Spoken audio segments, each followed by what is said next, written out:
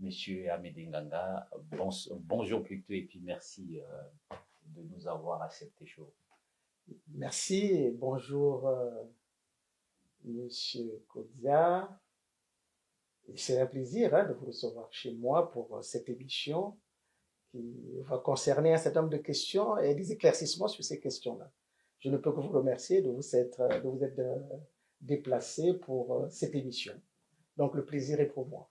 Alors, pour ceux qui ne vous connaissent pas, c'est vrai que j'ai dit que vous êtes plus à présenter, mais sûr et certain, il y a beaucoup de Congolais qui ne vous connaissent pas peut-être, hein, ça Oui. il faut le dire. Oui, certainement, oui. Alors, donc, auriez-vous la gentillesse de vous présenter, je vous Ben, écoutez, je suis donc Monsieur Ganga Amédée. De profession, je suis avocat. Que voulez-vous que je dise d'autre? Simple citoyen de la République du Congo. Voilà. Alors, la plupart du temps, quand on vous suit, quand on vous regarde, vous prenez souvent des positions contre le régime du président actuel, donc le président de la République du Congo, Monsieur Denis Sassou Nguesso. Est-ce qu'on peut dire aujourd'hui là que vous êtes un opposant contre le régime du président Denis Sassou Nguesso? Bon, Monsieur Keto, cette question mérite qu'on y donne quelques explications, parce que d'abord, ça veut dire quoi être opposant au régime?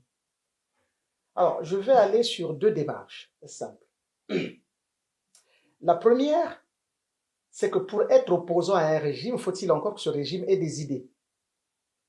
Des idées qui donc sont en opposition éventuellement avec les miennes. Et donc là, je me considérais comme autant opposant à ce régime.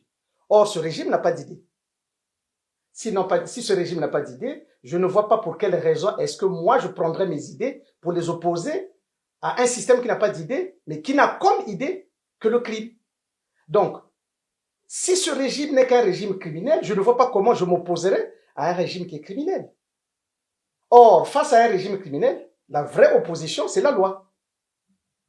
Voilà. Donc, l'opposant au crime, c'est la loi. Mais c'est pas le citoyen que je suis en tant qu'homme politique, éventuellement, si on me donnait ce statut d'homme politique. Et d'ailleurs, il n'est même pas possible que je sois homme politique en face d'un tel régime. Parce que, face à ce régime, je n'ai qu'un seul bouclier, c'est la loi. Et donc, je ne peux pas me considérer comme étant opposant à ce régime. Deuxième élément.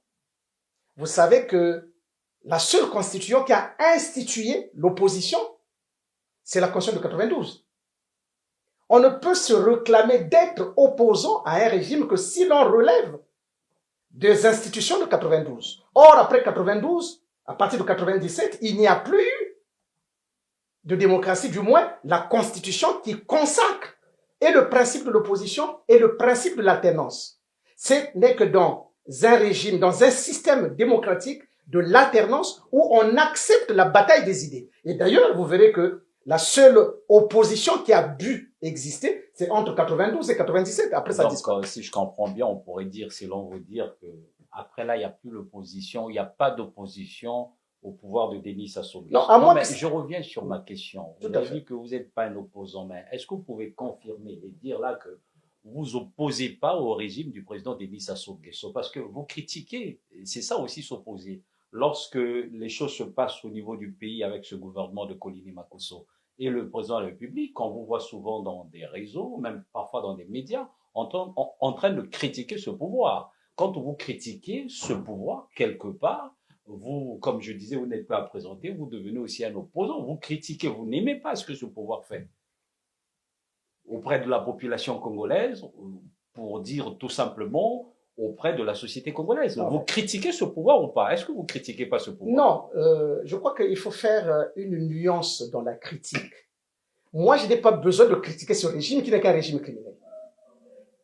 Donc, je ne peux pas me placer en position, si vous voulez, d'opposant, à moins simplement, j'allais dire, d'extrapoler le concept. Donc, vous n'êtes pas un opposant? Je ne suis pas un opposant à un système criminel.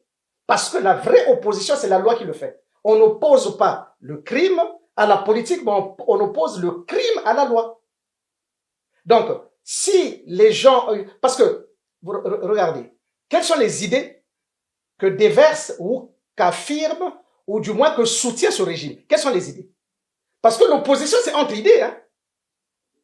Monsieur Keto, aujourd'hui, prenons l'hypothèse de là où nous sommes. Si vous êtes par exemple de gauche, moi je suis de droite, il y a une opposition qui se justifie par les idées. Parce que l'opposition, c'est d'abord un combat d'idées. Oui, mais ça se justifie par les idées. Par exemple, prenons l'exemple de la France. Oui. Il y a l'opposition, donc le Front populaire, et puis il y a la majorité présidentielle. Oui. Ils sont pas d'accord pour tout simplement dire par rapport à la loi retraite. Par exemple, pour les uns, oui. il faut ramener à 60 ans ou 62 ans. Pour les autres, ils veulent rester à 64 ans. Donc, on sent bien qu'il y a une sorte d'opposition là-dessus. Ah oui, mais là, au niveau du Congo-Brazzaville, il y a l'Assemblée nationale, là, il y a la majorité présidentielle et puis il y a l'opposition. Est-ce que vous êtes d'accord qu'il y a l'Assemblée nationale qui existe au niveau du Congo-Brazzaville? Non, il n'y a pas d'Assemblée. Est-ce que vous êtes d'accord qu'il y a l'Assemblée nationale qui existe, qu'il y a la majorité présidentielle et il y a l'opposition qui est bel et bien là? Est-ce que vous êtes d'accord déjà? Non, rien que sur ce principe. Après, on partira selon la loi, puisque vous parlez tout par rapport à la loi, mais rien que sur ce point-là. Est-ce que vous êtes d'accord? Oui, sur ce point. Qu'il y a la majorité qui existe. Sur ce point, par rapport à ce régime, non. Non. Ah bon? Parce que le seul régime qui consacre et l'opposition et la majorité, c'est 92. Après 92, ce qui arrive, c'est l'illégalité et l'usurpation. Et donc, je ne peux pas leur donner ce statut de majorité ou de minorité. Qu'est-ce qui arrive après 92 pour qu'aujourd'hui vous ne reconnaissiez pas l'état actuel? Si je comprends la façon que vous êtes en train de parler, pour vous, en ce moment, l'état actuel n'existe pas. Il n'y a pas la majorité, il n'y a pas l'opposition, parce que après 92, c'est passez-moi le bon, 97 plutôt, c'est l'abomination de la désolation, si je peux dire ça comme ça. Mais après 97, c'est la violation d'un principe simple. C'est qu'il ne fallait pas prendre le pouvoir par la violence.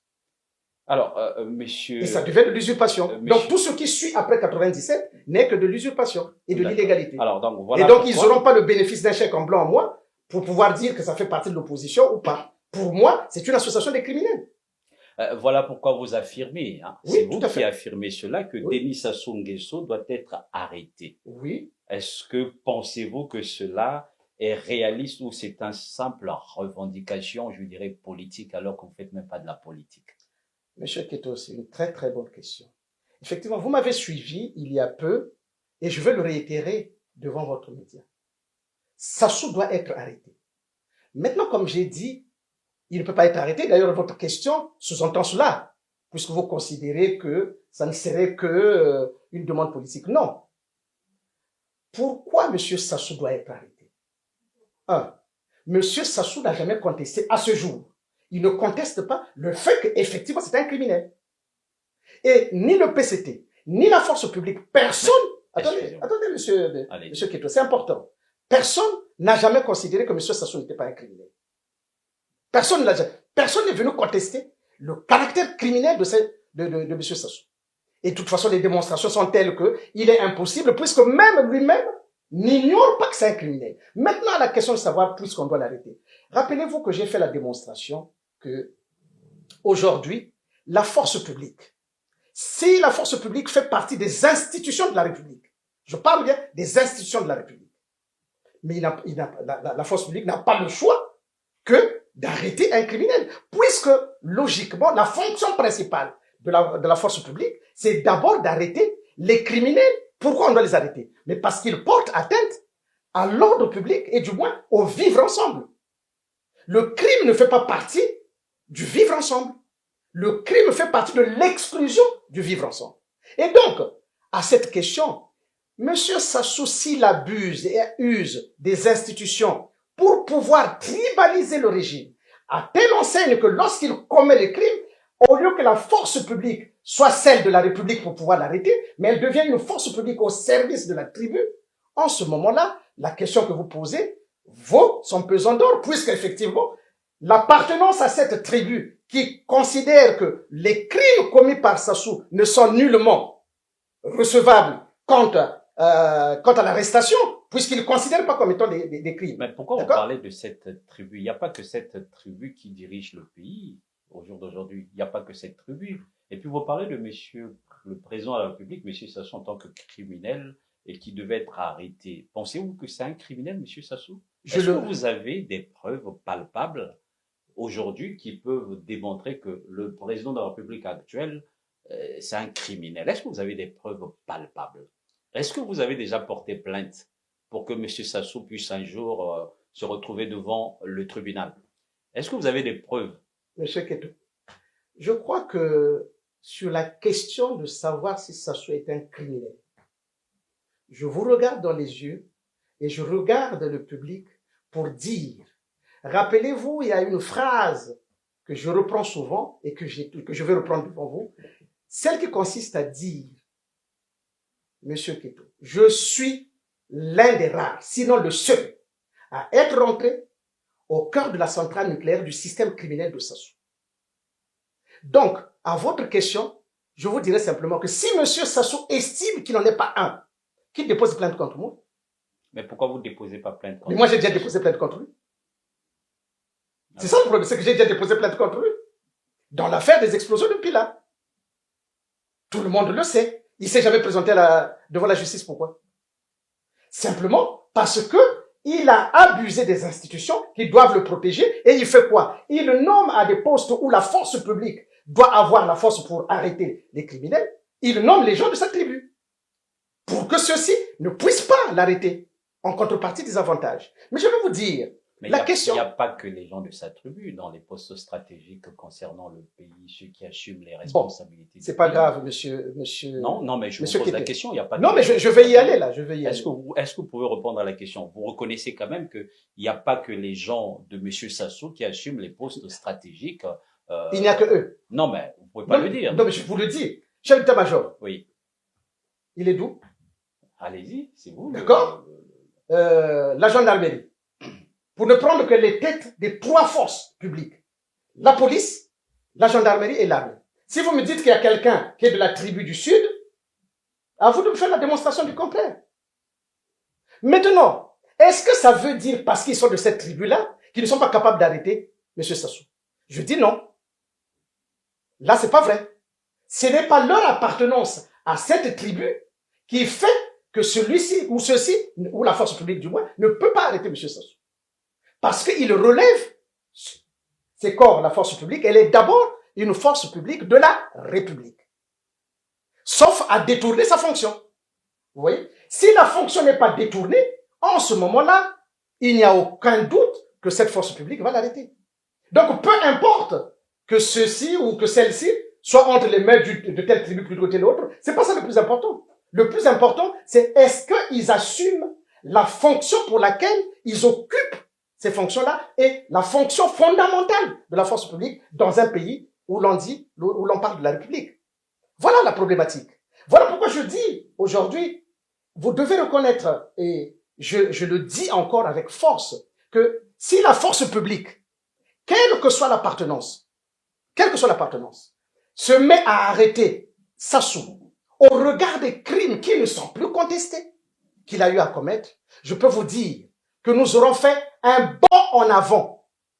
Parce qu'en réalité, le seul fait de ne pas l'arrêter si vous voulez, alimente le tribalisme dans le sens où on n'arrête pas un criminel au seul motif qu'il appartient à notre tribu, mais en utilisant les institutions de la République. Et c'est ça. Vous allez le reconnaître qu'il est le président de la République, il est protégé au jour d'aujourd'hui par notre Constitution, et ça vous le savez très bien.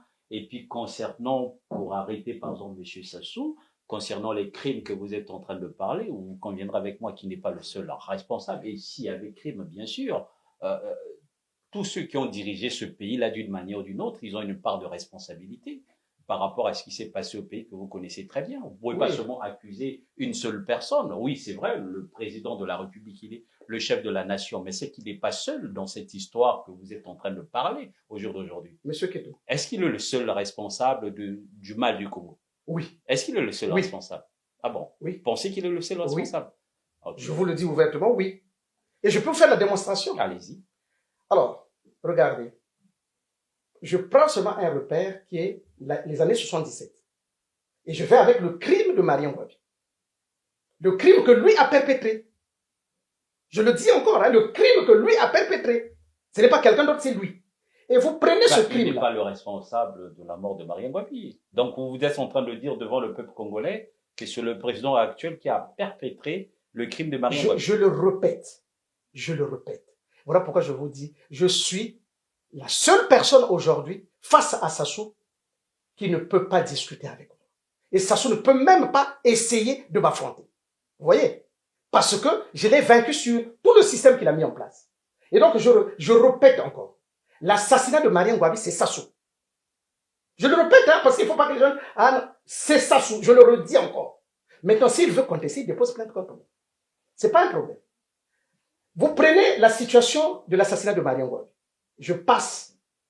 Il y a eu des événements... Permettez-moi rapidement. Je sais, je ne oui. vais pas vous couper dans des idées. Vous venez de dire que si le président Denis Sassou Nguesso... Non, si M. Sassou Nguesso. Il est le président... Si M. Sassou Nguesso... J'ai le droit de dire... Ah oui, vous avez le droit, c'est M. Sassou Nguesso. Alors, si le président de la République, M. Denis Sassou Nguesso, décidait de vous porter plainte, il va le porter au Congo. Vous êtes d'accord avec moi? Non, parce que je ne suis pas au Congo. Je le dis, je suis en France. D'accord. Donc, la juridiction compétente, c'est la France. Oui, mais s'il portait plainte au Congo, est-ce que vous pouvez prendre votre courage et repartir au Congo, par exemple? Mais c'est pas un problème. Vous êtes un Congolais, non? Oui, j'irai. Je répondrai à cette convocation-là. D'accord, vous pouvez continuer. Voilà. Donc, M. Sassou 77, entre-temps, il y a eu des événements du Tistet Tikaya, donc les bombes, et ensuite, il y a eu le 4 mars. Vous voyez? Monsieur Keto, le 4 mars est fondamental parce qu'il explique tout ce que M. Sassou a fait. Est-ce que vous savez que les explosions du 4 mars, c'est Sassou qui en est responsable? Mais lorsque on met en place un procès, il va chercher un innocent, exactement dans la même situation que l'affaire Marie Ngouabi. Donc, il y a une constance qui fait que si M. Sassou estime que c'est pas lui, qu'il comparaisse. Il a cherché un innocent, c'était qui l'innocent qu'il a cherché? Là, dans l'affaire du 4 mars, c'était le colonel Sourou. Ah bon? Eh oui. Et lorsqu'il termine avec l'affaire du colonel Sourou, il va attaquer le colonel Sourou, je crois que vous le savez. Et là aussi, il y a eu un procès. Et dans ce procès, vous savez que pour aller attaquer dans un camp militaire, il faut que ce soit le président de la République qui donne l'ordre. Et M. Sassou a donné l'ordre d'aller attaquer. Et lorsqu'il s'est agi d'un procès, donc du deuxième procès contre le colonel Sourou, j'ai demandé, moi, à titre personnel, à la cour, faites-nous sortir l'ordre signé par M. Sassou pour aller attaquer chez le colonel Sourou. L'ordre a disparu. Donc, vous voyez, il n'a même pas le courage d'assumer ses crimes. Et vous savez, quand le lendemain, l'ordre apparaît, on met le nom de qui? De Bouiti. Monsieur Keto, est-ce que Bouiti est-il chef des armées au point de faire mouvement de l'armée chez le colonel Sourou? Non. Alors, donc, bon, voyez. on va pas se terniser sur le président de la République. D'accord. Vous parlez effectivement de l'opposition congolaise Tout à face fait. à ce régime. Mais avant de continuer effectivement notre interview, je voudrais vous poser deux questions. D'abord, pour un premier temps, rapidement, 2 ou 3 mots sur le discours du président de la République sur l'état de la nation. Vous, en tant que Congolais, bien sûr, pour ne pas dire acteur politique, puisque vous ne faites pas de la politique, mais non, vous parlez quand malheureusement. même de la politique. Malheureusement. Donc, la question est de savoir tout simplement, quelle est votre analyse rapidement par rapport au discours du chef de l'État? Monsieur Keto, je veux répondre à cette question en disant 2 choses. Vous savez que tous ceux qui sont intervenus pour faire le commentaire, je n'ai pas l'habitude d'ailleurs de faire des commentaires des discours de ce monsieur pour qui je n'ai aucune considération. Mais je vais vous dire une chose, ma réponse sera simple. Vous savez, les médiocres se défendent médiocrement leur médiocrité en utilisant la menace et la violence. Je répète. Vous faites allusion à qui quand je vous refais, parlez de médiocres? Mais je répète, les médiocres défendent leur médiocrité médiocrement par l'usage de la violence et des menaces. Et écoutez bien le discours de ce monsieur-là. Qu'est-ce qui est apparu là-dedans? C'est ça. Les médiocres ne se défendent que par la violence. Mais les hommes intelligents se défendent par des idées intelligentes. Voilà, monsieur Keto. Maintenant, à vous de voir entre ce que je viens de dire, enfin, l'alternative que je viens d'énoncer. Vous pensez me placer de quel côté? Du côté de ceux qui font la violence ou du côté de ceux qui ont des idées intelligentes? C'est pas à moi de vous placer. Moi, je suis là pour vous poser des questions. Mais voilà, la réponse est simple. Je suis au milieu du village. Oui, je vous comprends. Mais vous comprenez bien que les médiocres se défendent médiocrement et ils défendent médiocrement leur médiocrité en utilisant la violence. Alors, dans le discours de ce monsieur, il n'est apparu que de la violence. Il vous parle de quoi? Il vous parle d'un léopard. Bon, en fait, il s'est toujours déterminé et défini comme étant un animal. Donc voilà ce qu'il est. Vous avez retenu juste la partie là, alors que le président de la République a fait un bilan, a parlé de beaucoup de choses sur son discours, il a insisté sur la jeunesse, et en plus, il a parlé des moments noirs où on a passé le pays en disant attention, et en plus, il a terminé avec des adages. Vous savez, le président de la République, il a l'habitude souvent dans ses discours parler de ces choses-là, mais vous avez retenu juste la partie où il fait la comparaison avec le panthère, malgré la pluie, je sais pas quoi, il y a toujours les taches.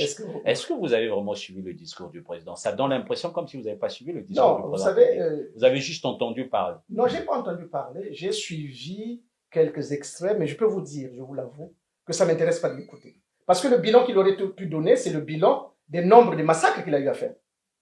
Est-ce qu'il a fait ça? Parce que je ne vois pas quel est le bilan qu'il peut faire, lui. Alors, rapidement, une dernière question. En tout cas, là, je vais vous demander de répondre avec beaucoup de franchise là-dessus. Je voudrais tout simplement savoir, avant de rentrer sur effectivement l'opposition congolaise, Monsieur Amédée Nganga, pourquoi, depuis un certain temps, vous avez souvent, et je l'ai remarqué, vous venez encore de le démontrer ici, des mots très très durs envers le président actuel, Monsieur Denis Sassou Nguesso. Est-ce que vous avez des problèmes personnel avec le président de la République pour avoir des mots, et je vous cite sérieusement, honnêtement, quand on vous entend, vous avez des mots très durs envers plutôt le président de la République. Est-ce que, aujourd'hui, vous pouvez nous dire si vous avez des problèmes personnels envers le président de la République, ou vous pensez, vous estimez que c'est peut-être à cause du président de la République qu'aujourd'hui vous êtes à l'extérieur?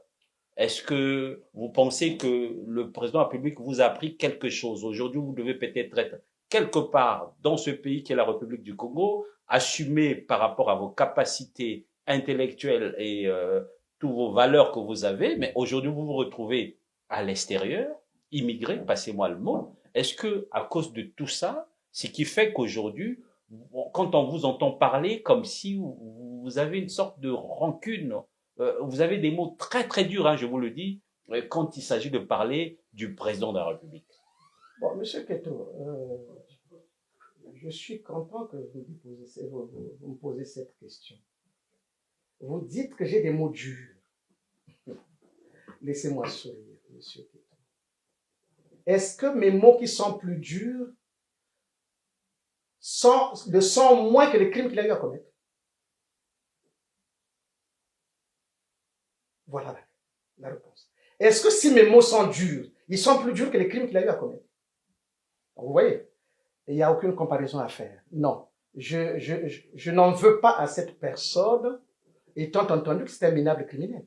Pourquoi voulez-vous que je puisse en vouloir à un criminel qui, en plus, n'est pas capable n'est pas capable d'assumer les crimes qu'il commet? Mais vous savez, peu importe. Moi, j'ai vécu au Congo, j'ai fait ce que j'ai pu faire. Je suis reparti, je pouvais changer un autre pays, j'aurais toujours exercé. Et d'ailleurs, c'est ce qui a été fait. Donc, ça ne me pose pas un problème en tant que tel. Mais je n'accepte pas. Vous ne sentez pas le poids de vivre à l'extérieur alors que vous pouvez servir votre pays, alors que vous pouvez faire des choses. Oui, mais je ne peux servir mon pays. Mais oui, que vous êtes à l'extérieur, vous voyez. Non, c'est pas vraiment ça.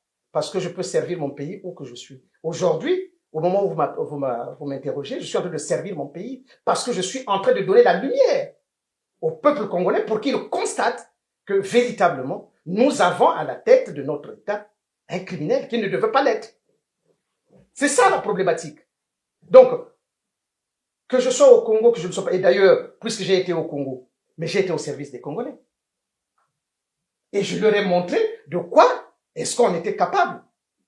Voilà pourquoi quand vous me posez la question, est-ce que j'ai déposé plainte? Oui, parce que je savais que si jamais je m'arrête simplement à une critique, j'allais dire formelle, ça n'aurait pas de sens. Vous voyez? Mais je suis parti jusqu'à déposer plainte contre lui. Non pas que j'étais à l'étranger, mais j'étais au Congo. Et j'étais au Congo, j'ai déposé plainte et j'ai demandé qu'on l'arrête à la force publique. Avant moi, personne n'avait fait ça. Mais je vais vous dire encore quelque chose. Vous savez, un jour, il y a un ministre d'État qui a travaillé avec Sassou, qui a maille à partir avec ce régime-là. Et qu'est-ce qu'il va faire? ils ont arrêté un certain nombre de gens qui étaient des membres de ce parti. Ils les ont arrêtés et ils ont arrêté un militaire, un officier, un ou deux, là-dedans. Et comme toujours, la machine a fabriqué le complot, la DGCE à l'époque, ils ont mis en place cet élément-là.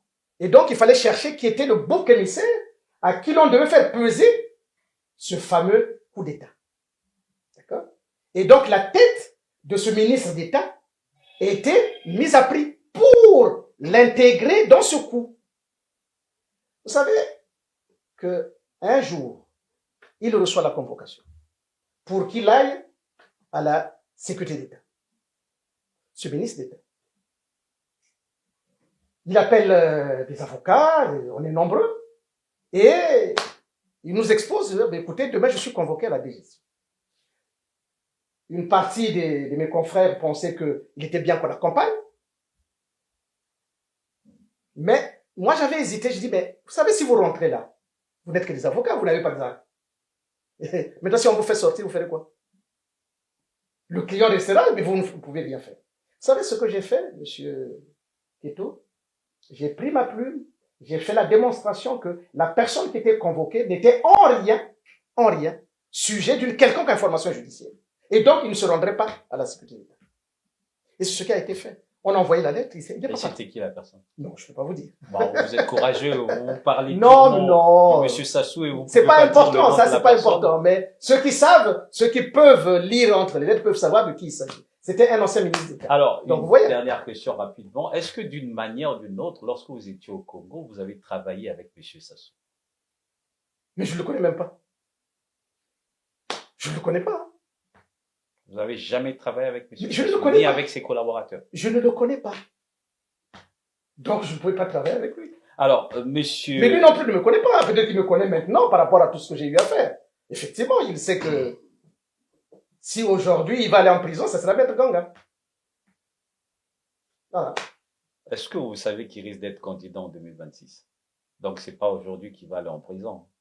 Mais vous savez, je vais vous dire une chose. S'il ne va pas en prison, ça veut dire que notre pays est aujourd'hui opposé entre deux situations.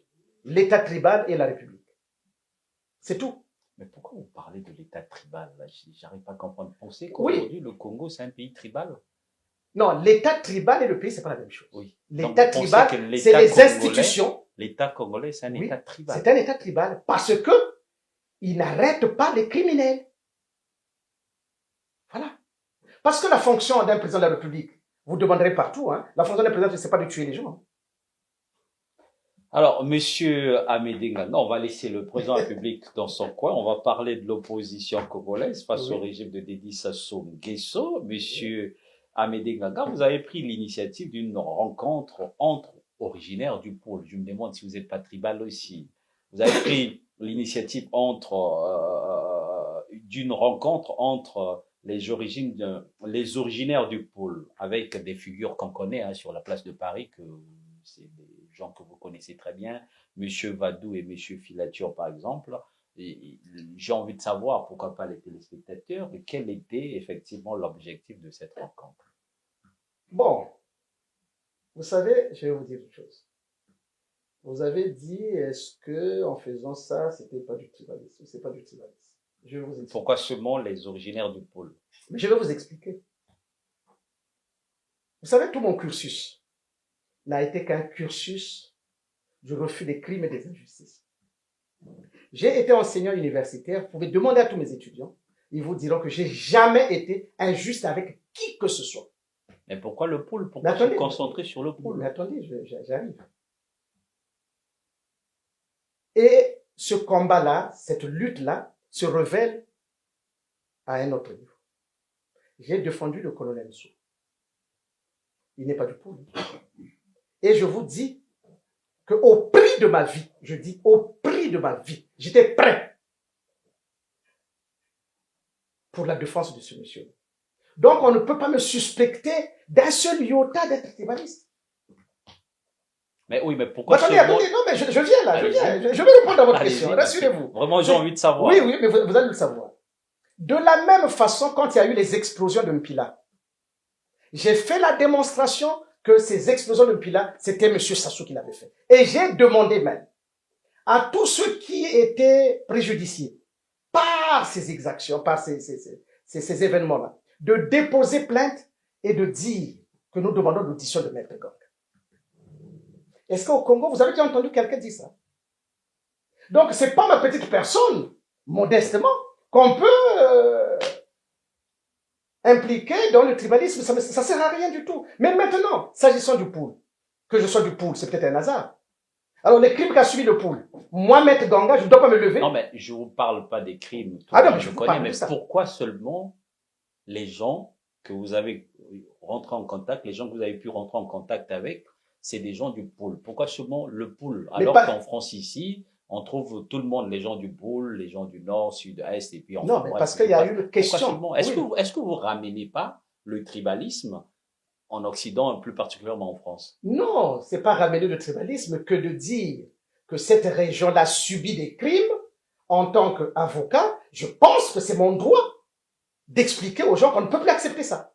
Donc vous êtes pas tribal. Mais non, est-ce que vous êtes tribal? Non, je ne le suis pas.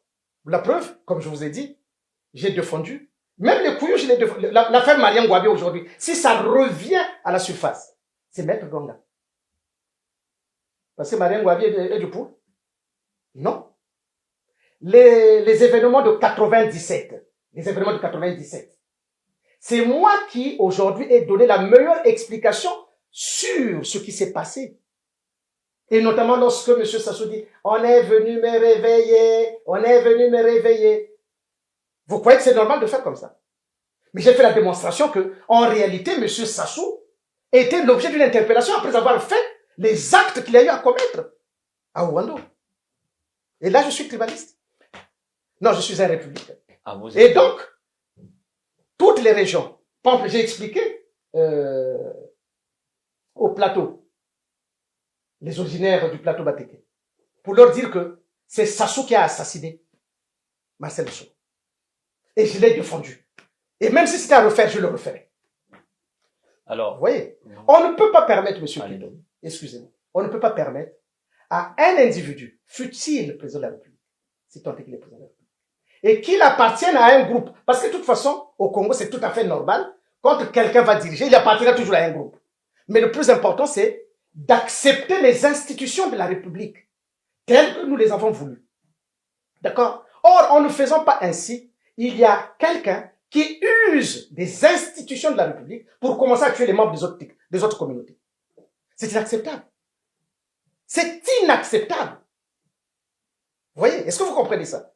Il se donne cette capacité parce que tant qu'il n'est pas président, vous ne le verrez pas en train de tuer les gens. Quand il n'est pas président, ce monsieur-là, il ne tuait pas les gens. C'est quand il devient président qu'il commence à tuer les gens.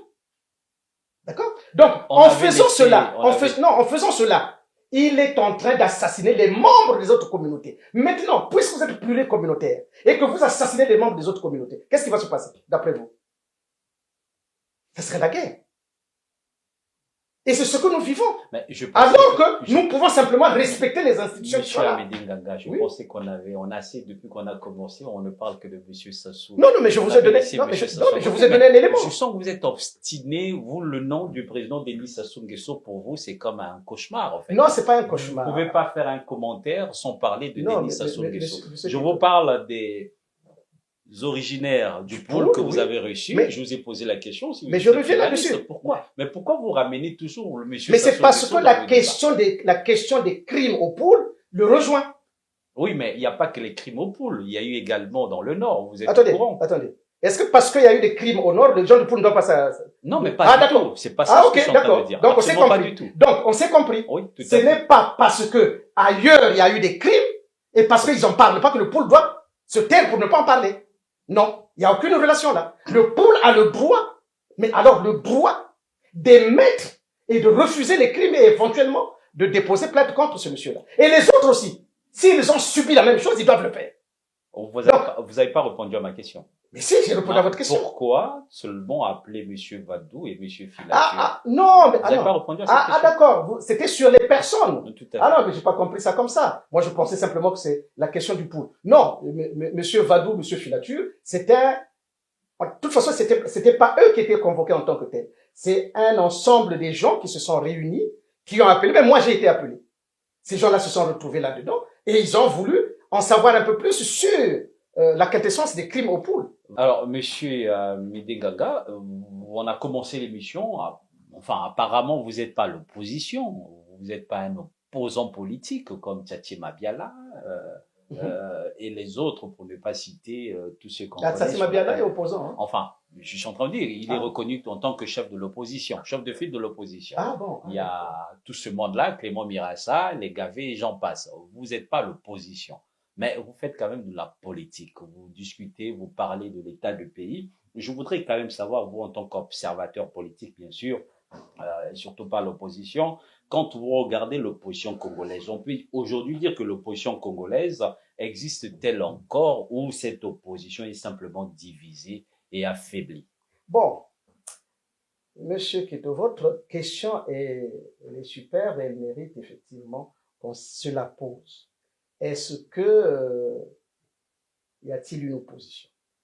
Je vous ai dit tout à l'heure, vous savez, l'opposition, ça se décrète pas. D'accord?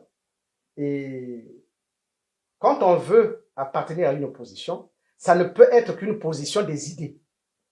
D'accord? Et quand vous êtes dans une opposition d'idées, il est tout à fait normal hein, que les uns et les autres ne puissent pas avoir les mêmes idées. Il y en a qui peuvent se retrouver dans un même camp, il y en a d'autres non. Donc ça pose aucun problème. Mais dans la situation du Congo, les gens se disent être opposants. Ils sont opposants à quoi? Parce que c'est ça la problématique. Ils sont opposants à quoi? Et vous verrez qu'à cette question, comme ils sont opposants à rien, eh bien, ils peuvent se diviser. Parce qu'ils sont opposants à rien. Hein? Parce que si ces gens-là vous disent qu'ils sont opposants, ça veut dire qu'ils sont capables, si les conditions de leur opposition sont réalisées, ils sont capables d'aller travailler avec lui. Vous comprenez ce que je veux dire? Si il est opposant et que les conditions de l'autre côté sont entendues, ils disent, bon, ben, écoutez, il y a telle opposition, on va régler ça. Donc, ils sont capables d'aller travailler.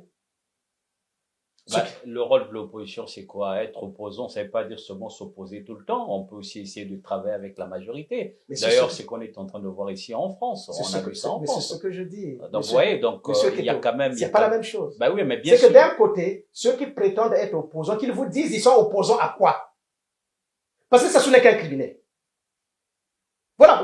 Vous revenez toujours. Oui, mais la hiérarchie, c'est ça. On ne peut être opposant qu'à l'égard des idées des autres. Si vous demandez à cette opposition, je pense que vous aurez l'occasion d'avoir des opposants à qui vous allez poser ces questions. Posez-leur la question, quelles sont les idées des Sassou auxquelles ils sont opposés? Alors, donc voilà, moi je n'en connais pas. Moi je n'en connais pas. Pourquoi rapidement les grandes figures de l'opposition capables hier de mobiliser les foules semblent aujourd'hui avoir disparu? On voit plus au jour d'aujourd'hui l'opposition hier qui pouvait amener les foules, pouvait parler à la population et la population pouvait écouter. Au jour d'aujourd'hui, on a l'impression comme si l'opposition congolaise, en tout cas je le dis hautement et sérieusement, comme si l'opposition congolaise n'existe pas. On n'a plus des personnes qui peuvent aujourd'hui dire quelque chose et le peuple a suivi. Pourquoi? Je suis tout à fait d'accord avec vous. Hein. On revient à la même question. Ils sont opposants à quoi? À moins d'être opposés à la chute de Sassou. Parce qu'il y a des opposants qui sont opposés à la chute de Sassou. Si c'est ça, oui. Si c'est ça l'opposition, oui. Mais quant à dire qu'il y a des idées qui sont confrontées et qui peuvent être données à l'arbitrage du peuple, moi je n'en connais pas. Je n'en connais pas. Parce que quand il y a l'opposition, l'arbitre c'est qui? C'est le peuple. Donc voilà. Mais moi là, je n'en sais absolument rien. Si le peuple en sait quelque chose. Alors, puisque en vous entendant parler et écouter attentivement, vous venez de le dire apparemment, et je l'ai dit également, que l'opposition là n'existe quasiment pas. Ils sont éparpillés, ils sont divisés. Vous êtes un observateur politique, vous faites pas de la politique, mais vous faites de la politique, puisque vous critiquez en vous entendant. Tout simplement, on sent que vous prenez le rôle un peu de quelqu'un qui demain, ça ne m'étonnerait pas, s'il y avait des possibilités d'assumer les responsabilités de faire la politique, vous ferez la politique. Alors, j'ai juste envie de savoir, concernant cette opposition, que faut-il pour que l'opposition redevienne unie et capable de mener un véritable combat contre le régime je dirais, de l'actuel président, M. Denis Sassou Oui, Nguesso? oui, M. Keto, merci beaucoup de cette question. Vous savez, quand on veut conquérir quelque chose, il faut d'abord être déterminé et savoir ce que l'on veut conquérir. Cette opposition que vous décrivez comme vous la décrivez à tort ou à raison, pour qu'elle aille, enfin pour qu'elle soit vraiment une opposition, elle n'a pas le droit, elle n'a pas nécessairement à être une opposition. Il suffit simplement de regarder la loi. Il suffit simplement de regarder la loi. La loi va leur montrer qu'est-ce qu'il faut faire lorsque nous avons à la tête des criminels. Voilà, c'est tout. D'accord? Vous comprenez? Donc, aujourd'hui, l'opposition, si l'opposition veut s'en sortir, il faut repartir à 92. Ça, c'est un point d'unité. Si tant est que c'est une opposition. D'accord? Le point d'unité, c'est 92. Mais pourquoi vous insistez sur 92? Il y a eu 92, on a su ce qui s'est passé. Il y a eu déjà 91, 92, donc après la conférence nationale, le président Lissubé est venu, il a gagné les élections. Oui, il a fait 5 ans. Mais justement, on n'en discute même pas. Oui. Il a fait 5 ans et il y a eu le président Denis Sassou Nguesso en rentrant de Paris à Brazzaville, reçu par tout un pays. Ce qui est bien, donc il pouvait aller aux élections. Le monde entier, enfin, tous les Congolais étaient venus le recevoir. Ça, nous tous, on a vu les images. Tout à fait, et en rentrant chez lui tranquillement, un matin en dormant, on a envoyé les berdèmes et les chars devant sa maison. Il y a eu ce qu'il y a eu. Ils ont tous leur part de responsabilité. Le président du Souba, il est parti. Aujourd'hui, il n'est plus dans ce monde, paix à son âme. Aujourd'hui, il y a le président Denis Sassou Nguesso qui est venu au pouvoir. Il a cherché à réconcilier les Congolais. Parce que le Souba est parti, la République a cessé. Mais pas du tout, puisqu'il y a eu des élections. Il y a eu même le changement de la Constitution. Ah bon, il y a eu des élections, hein? Bah, non, mais vous êtes au courant, non? Ah non, il y a eu des élections, non, non, non, je suis pas au courant. Je suis pas au courant. D'accord. Alors, je sais pas si vous êtes... Parce que vous savez, monsieur Keto, si celui qui est là pouvait gagner les élections, ce que je crois, hein, je lui accorde ça. Mais pourquoi ne va pas le laisser qu'on aille aux élections avec la Constitution de 97? Il n'a jamais gagné les élections? Qui? Le président actuel. Selon vous, il n'a jamais gagné les élections? En 97, on avait fait des élections. Hein. Il n'a jamais gagné l'élection. En 2021, il y a eu des élections également. Non, non. Regarde, par exemple, là, Monsieur si les candidats en 2026, là, vous voyez qui? Tout à l'heure, on vient de parler de l'opposition. Vous voyez qui à l'opposition qui peut battre au jour d'aujourd'hui monsieur Denis Sassou Nguesso s'il est candidat à l'élection présidentielle? Non, mais je vous pose la question. Comprenez, vous voyez qui? Tchatima Biala? Je vais répondre. Monsieur Keto, lorsqu'on a été usurpateur, on le demeure et rien ne peut changer pour dire qu'il y a eu des élections qui vont donner la légitimité à qui que ce soit. C'est un usurpateur, c'est un usurpateur. Vous comprenez? Donc, qu'il y ait des élections, la question fondamentale, puisque, soi-disant, il pouvait gagner les élections, pourquoi n'avoir pas gagné les élections avec 97? Surtout qu'il le dit. Vous savez qu'il le dit. Il dit, quand la Constitution est violée, les démocrates ne doivent pas l'accepter. Pourquoi? Donc, vous voulez dire que lui, il a violé la Constitution? Non, il n'a pas violé la Constitution. Il a fait disparaître. C'est toute la différence. Il n'a pas violé comme il a fait disparaître. Avec des milliers de morts. Alors, quand on essaie de regarder le paysage politique du Congo, de notre pays, surtout l'opposition, puisque vous venez de parler, on sait qu'en 2026, il y aura des élections présidentielles. Honnêtement et sérieusement, pourquoi, ou encore, j'allais plutôt dire, pensez-vous que l'opposition actuelle a des moyens, des capacités en 2026 de battre le président actuel s'il était candidat? Il faut demander à ceux qui veulent être candidats en 2026, je n'en sais rien. Vous voulez pas être candidat en 2026? Qui, moi? Oui. Face à un criminel? Non. J'ai l'âme trop fière? Non, je ne peux pas. J'ai l'âme trop fière pour être candidat en face d'un criminel. La place d'un criminel dans une république, c'est la prison. Vous critiquez beaucoup ce régime et surtout le président de la République, mais vous proposez quoi? Ah, je propose un État juste, où toutes les communautés seront... Mais comment faire pour avoir cet État juste que vous êtes en train de proposer? Est-ce que vous n'êtes pas... C'est le respect. C'est simplement le respect des institutions. Pardonnez-moi la question, parce que vous êtes resté de marbre, vous êtes beaucoup plus dans le droit, dans la justice. Est-ce que vous n'êtes pas un peu trop dans le monde de bisounours? Est-ce que vous rêvez pas un peu trop? Non. Parce que vous proposez quoi? La politique, c'est la réalité aussi des choses. Monsieur Keto. La politique, c'est à un moment donné aussi de mettre des pots des bananes, en tout cas, passez-moi l'expression. Ah non, mais ça, vous avez tout à fait raison. Ça, c'est la vraie politique. Je n'y vois pas d'inconvénient. Hein. Ah non, moi, vous me verrez jamais vous critiquer là-dessus. Mais quand on tue, ce n'est plus de la politique. Ça devient du crime. Ça relève de la criminalité. Voilà. Mais si ce n'est que, par exemple, disons, M. Keto est avec Maître Ganga, ils sont souvent ensemble, alors il faut les diviser. Mais tant qu'on n'a pas tué M. Keto, tant qu'on n'a pas tué Maître Ganga, est-ce que c'est un problème? C'est normal, parce que c'est un jeu de la politique, ce qui est tout à fait normal. Vous voyez? Parce que je peux, l'adversaire peut dire, bon, moi, pour atteindre ce but-là, il faut que j'attire avec moi M. Keto. Mais comment je vais faire? M. Keto, je te propose un poste. En tout cas, viens, moi je te propose. Si tu y vas, c'est que tu as accepté. Est-ce que ça, on peut dire que c'est la mauvaise? Peut-être que toi, à l'égard de l'autre, tu seras considéré comme ayant trahi, mais tu n'as tué personne. Est-ce que vous voyez? Donc ça, c'est la politique, c'est tout à fait normal. Mais là, dans le cas d'espèce, c'est pas la politique.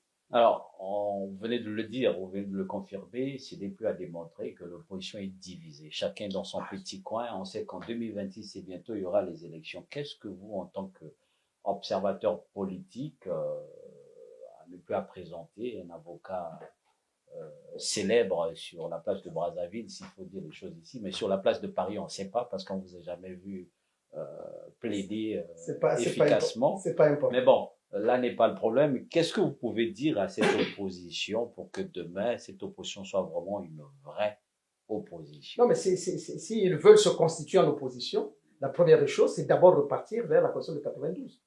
À partir de là, toutes les cartes peuvent se jouer.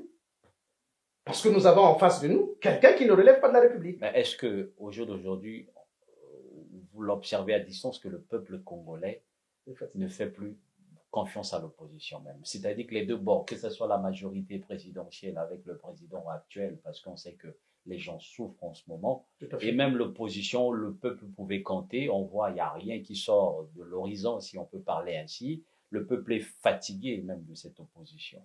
Comment voyez-vous le regard du peuple congolais vis-à-vis de l'opposition? Moi, je comprends qu'il veuille, que le peuple veuille que l'opposition fasse quelque chose, mais ce même peuple doit d'abord savoir que nous ne sommes pas dans un système démocratique.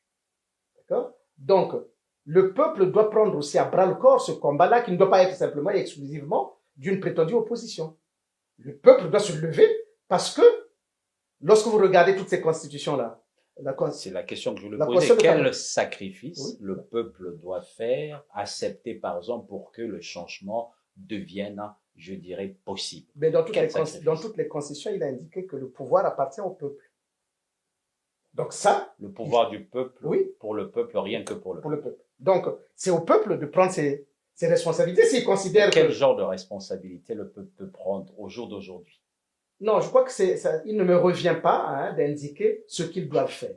C'est eux qui sont en face de la misère, et lorsqu'on est en face de la misère... Le peuple a besoin d'un guide, vous le savez très bien. Le peuple a besoin de quelqu'un, le peuple a besoin d'écouter la voix de quelqu'un. Ça a toujours fonctionné comme ça. Oui, tout à fait. Aujourd'hui, le peuple ne peut pas, dans son petit coin, décider. Il faut qu'il y ait toujours quelqu'un qui va porter la parole, qui va pousser ce peuple-là à se réveiller s'ils étaient en train de dormir. Vous, au jour d'aujourd'hui, qu'est-ce que vous pouvez dire à ce peuple-là pour que demain, tout devienne possible, pour qu'il y ait un changement dans notre pays? À ce peuple, il faut simplement dire ceci, que, surtout à la jeunesse, ils doivent se mettre debout pour regarder les signes de la liberté. D'accord? Parce que, aujourd'hui, leur vie en dépend. Leur vie en dépend.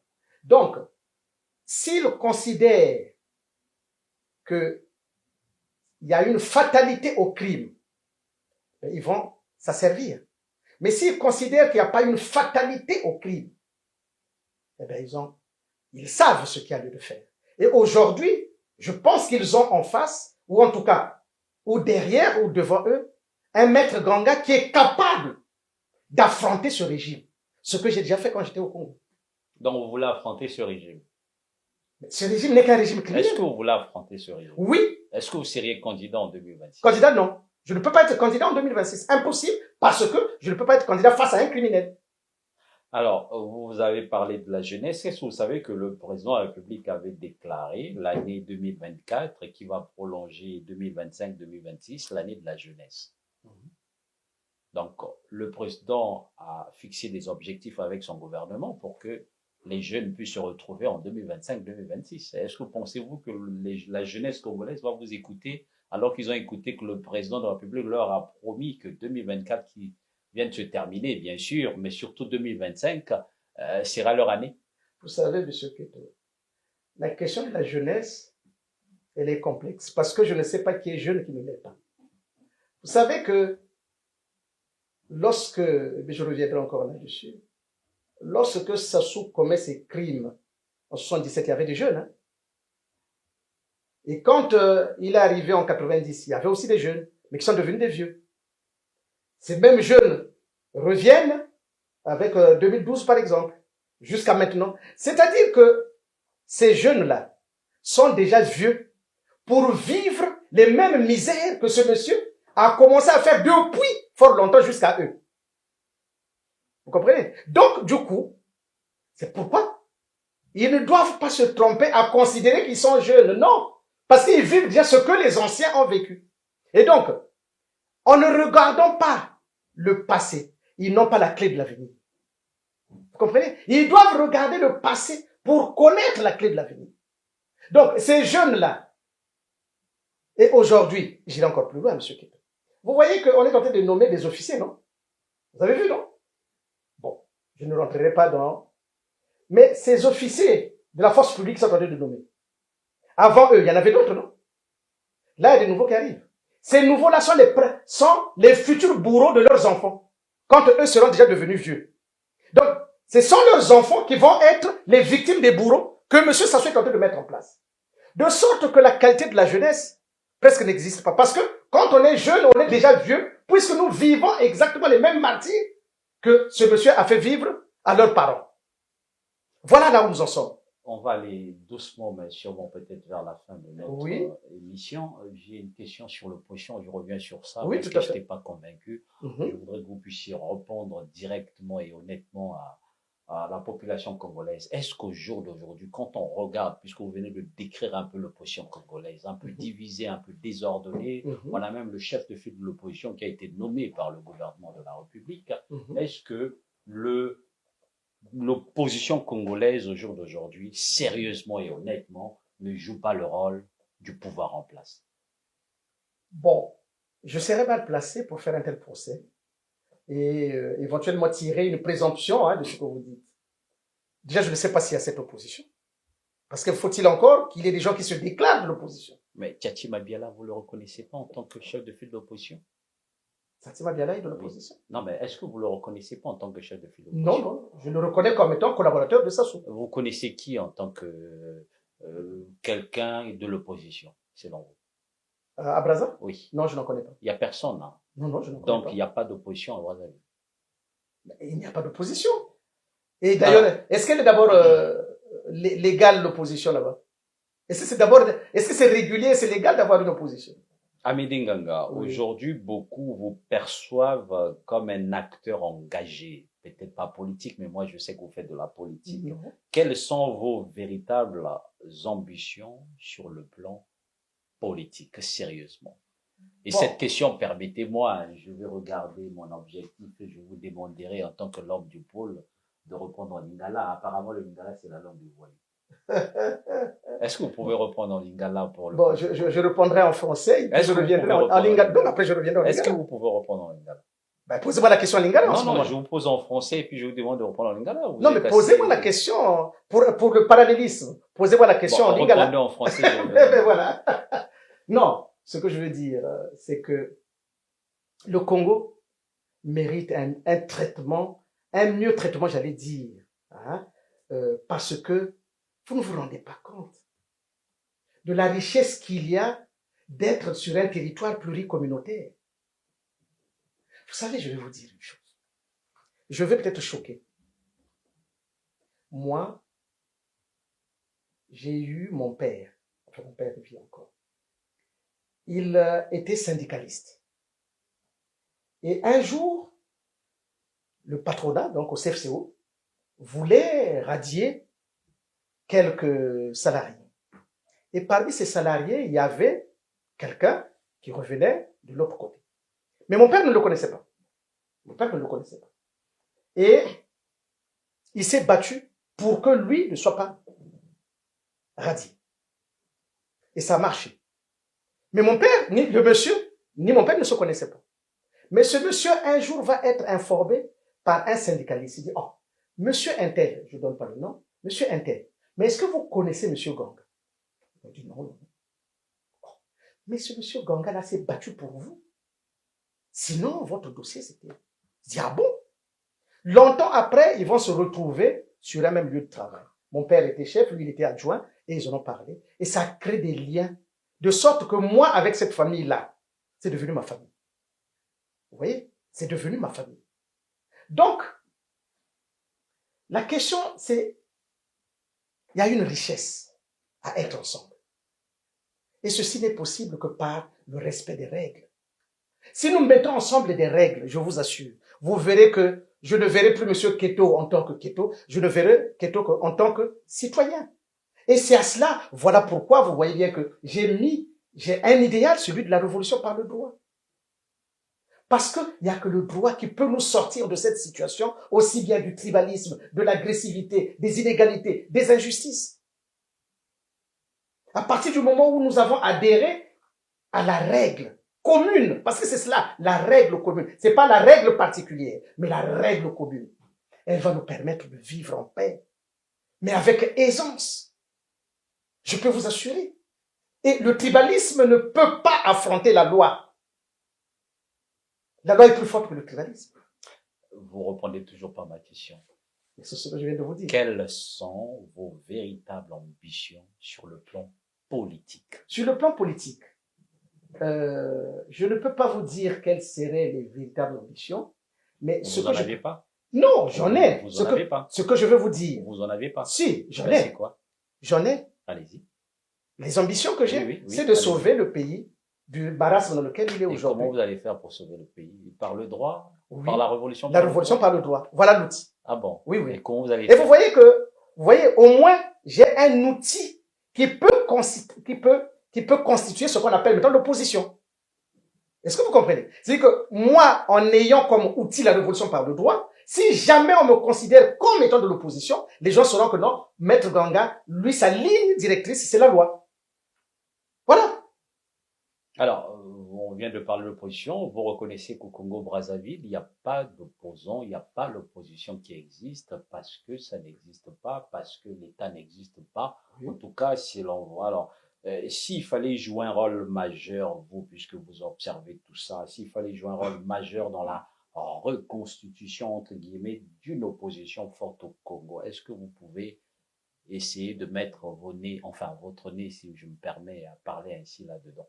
Est-ce que vous pouvez participer? Non, je ne peux pas réorganiser cette opposition? Oui, non, mais si nous voulons participer, jouer un rôle. Oui, non, mais ça, c'est indéniablement. Si nous voulons participer, nous devons aller sur des principes clairs. Vous êtes un homme des principes. Oui, sur des principes clairs. La Constitution de 92 est celle qui a été votée par le peuple. En ce moment, on parle plus de la Constitution. Eh bien, c'est l'erreur. Chaque génération a l'ambition d'apporter une pierre à l'édifice, à changer, à modifier les choses. La Constitution de 92, on a balayé ça, on a enterré ça. Aujourd'hui, on parle de la Constitution de 2015. 2015, je crois, 2015, 2016. Celle qui autorise qu'un président de la République peut tuer. Oui, mais c'est en ce moment, c'est cette Constitution-là. Attendez demain, quand il y aura quelqu'un d'autre qui viendra au pouvoir, qui va peut-être essayer de modifier, de le changer. C'est ça la politique. Non. L'opposition. Peut-être qu'il va dire, je reviens sur la Constitution de 92. Je vais vous dire une chose. Allez-y, rapide. L'opposition que nous devons mettre en place, c'est celle de 92, parce que c'est le respect du peuple. Il y a d'un côté ceux qui respectent le peuple, et d'autres ceux qui commettent des crimes sur le peuple, donc qui n'ont rien à voir avec le peuple. Mais vous allez le mettre en place comment? Avec qui? Mais vous êtes en train de me poser la question avec l'opposition. Oui. Voilà. Mais donc, qui comme opposition, puisque vous reconnaissez personne à Non, l'opposition? non. Je n'ai pas dit, je ne reconnais pas l'opposition dans la situation qui considère Sassou comme étant leur opposant. Donc, M. Sassou n'est qu'un criminel. Dans ce sens-là, oui. Vous ne pouvez pas faire l'opposition à un criminel. Vous voyez la différence maintenant? Parce que moi, partisan de la révolution par le droit, je ne peux pas m'affronter à un criminel.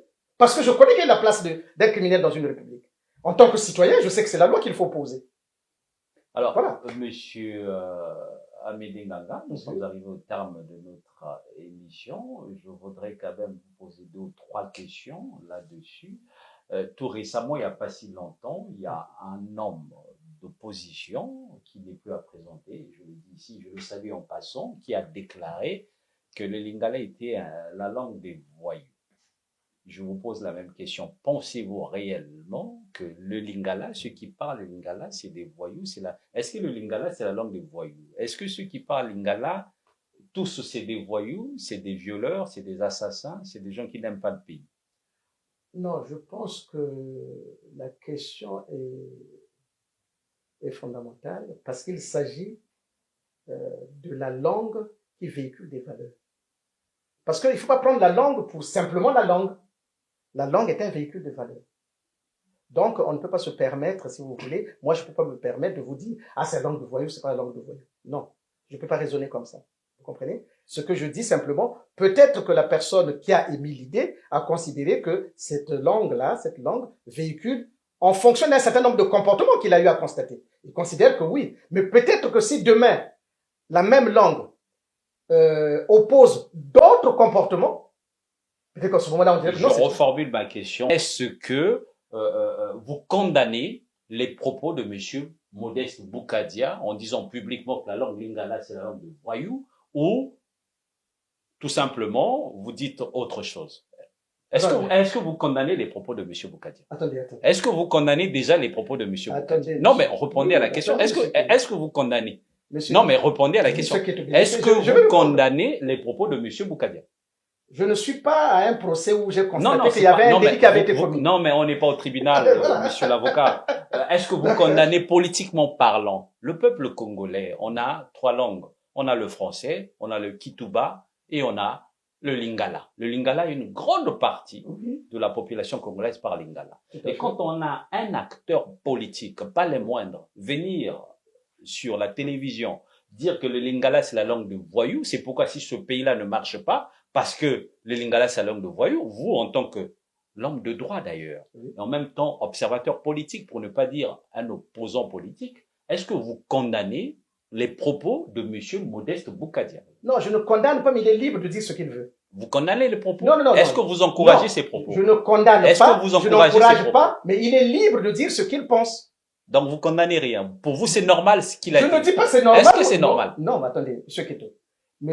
Boukadia est libre de parler comme il a parlé. Ça n'engage que lui. Est-ce que vous croyez qu'avec ces propos-là, on peut réunir les Congolais? Mais vous lui poserez la question. Non, mais je vous pose la question à vous. Mais moi, je n'en sais rien. C'est lui qui a été acteur de ces propos. Donc, je n'en sais rien. Mais moi, je lui reconnais la liberté de dire ce qu'il veut. Maman Vandeko, mesdames et messieurs, vous êtes en train de suivre Afrique TV, votre chaîne d'opinion, la télé sur le web, pas comme les autres. Ici, vous avez la parole. Donc, aujourd'hui, effectivement, l'émission politique en face de moi, c'est monsieur Amédée Nganga. Il était là pour répondre à mes questions. Nous sommes arrivés au terme de notre émission. Je vais lui demander succinctement de résumer un peu en quelques mots, en 1 minute ou 30 secondes, ce que nous avons pu dire dès le début jusqu'à la fin en Lingala. Papa Amédée Nganga. Émission to bandi na yo, to bandi koloba na makambo ya mboka ya Denis Sassou Nguesso. Le bimingi na tata Mokonzi na ba propos na yo to sentir moi kanda, moi nimba wana le poto moi haine, moi nkeshi. Na totango zo bimisa ba propos na tata Mokonzi. Ozo bimisa makambo ko makasi. Osali moi contour à propos ya opposition, le bik opposition ezana vraiment na mboka te. Et puis, au lobby nengenini tokoyuko sala pote lobby tokena liboso en parlant de la révolution par le droit. Maintenant, tout dit aussi sa émission. Toi, en tant que l'homme du pôle, je précise bien, et puis au lobby tu as tribal malgré que na quoi na ovanda ko bengi moi 2 personnes, il y a côté à le pôle, vous vandi au sali ba réunion, au sali ba calcul na bino. Là n'est pas le problème. Yo en tant que monta le pôle et en tant qu'acteur quand même qui est censé demain peut-être à partir dans ce namboka ana tango kena le nord bato le nord musu ba yoka lingala te ba yoka munu kutuba te ou même français bana posa ba yoka na lingala ba yoka tata Amédée Nganga zolo malongo na lingala un vrai congolais et voilà nini rolo bana bango bon na mamngeme zonza mona zonza fasuel que j'ai pas demandé au Mounkoutouba, hein. Après, tu as le bonjour de François Hollande. Donc voilà, si tu veux, tu reprends pas la question. Donc tu peux se dire au peuple que Lingala, tu parles pas, mais tu parles Mounkoutouba. Non, Lingala pe na Lubaka. Ah. Na Lubaka pe Lingala. Mais je vais parler au Mounkoutouba maintenant. D'accord. Donc parce que là-bas, il faut pas qu'on avec. Na ici, na Nazul. Voilà. Bon. Mona zonza fashion. Mambia ya Sassou. Hein? Et quand Mambia Fioti, parce que aujourd'hui, ata muntu mosi mezab veti meziba na veke yake criminel est-ce que na ba bois la bête na ba communauté nyos ya bête na ba communauté bête bête men dima déjà que criminel diriger même famille ou bien diriger même chef de village ba communauté nyos ya Congo y a pas y a communauté mosi keleve ken dima que criminel ya dirige maintenant membre de l'opposition na kusala opposition il faut ben vendre en face na muntu kena ba idée beno ba idée awa pe ba idée le vendre contradictoire ni na kena sala que beno zonza na ku avancer boala ça mon ba idée mais awa ba kaka na zonza to ba kena opposition mais ben que ça la opposition na muntu ke criminel alors que lorsque muntu ke sala ba crime yake banani la loi muntu ke kangaya donc ben ça la opposition na nani. So, si y a que opposition à criminel, ça veut dire que nous avec le criminel in katuka. Alors, que nous faisons des avocats, nous faisons des mon tia est criminel. Pourquoi nous faisons des katuka? Donc, batata ma maman, n'a qu'au baboye que, en résumé, Sassou, je le redis encore, Sassou azaka criminel, c'est-à-dire qu'Azam au bomi bateau.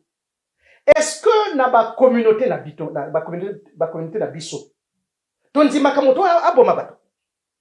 Donc, mboto a boma bato koko sala mokoti.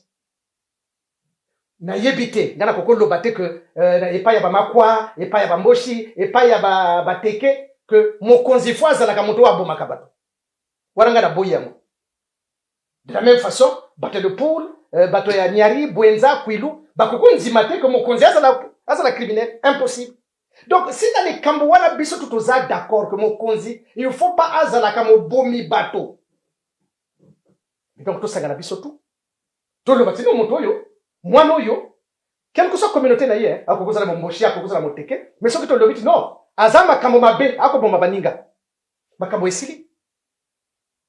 Ako bomba baninga, makambo esili. Donc, les kamo ya biso ya Congo, et kangama ikakawana, ako bomba baninga. Tokoko sanganate, poto longola moto wana, parce que azama bomba mboka, to tia ina boloko.